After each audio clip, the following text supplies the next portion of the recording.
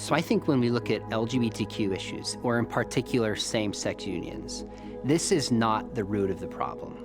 This is the fruit of the problem, meaning that certain cultural changes have been happening about what it means to be human, about the nature of relationships, about marriage and fulfillment that have been brewing for decades. And the church has not been standing as firm as it could against them. So if you adopt these underlying ideas, such as sex is just merely about pleasure, marriage is only about kind of your own personal fulfillment, gender is irrelevant.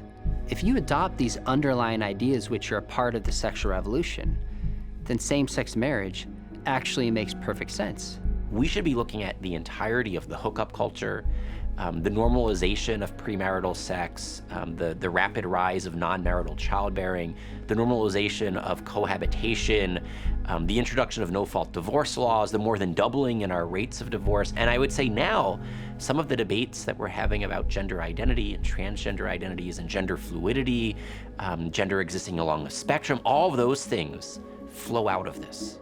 And so the response can't just focus on the most recent consequences, right? It needs to go back to the root cause, and it needs to be holistic, because otherwise it'll look very hypocritical if you're saying, oh, straight people can do whatever they want to do sexually, and it's just LGBT people.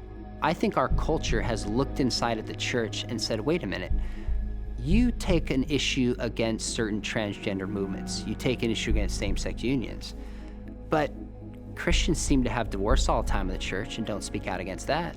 What about pornography use in the church, which is rampant? So I think some people outside have looked in and made a fair criticism that we are not being as consistent as we need to be. And it's brought to the surface a lot of the confusion is that the church as a whole, we don't know what we believe about marriage, we don't know why, and we don't really know the scriptures.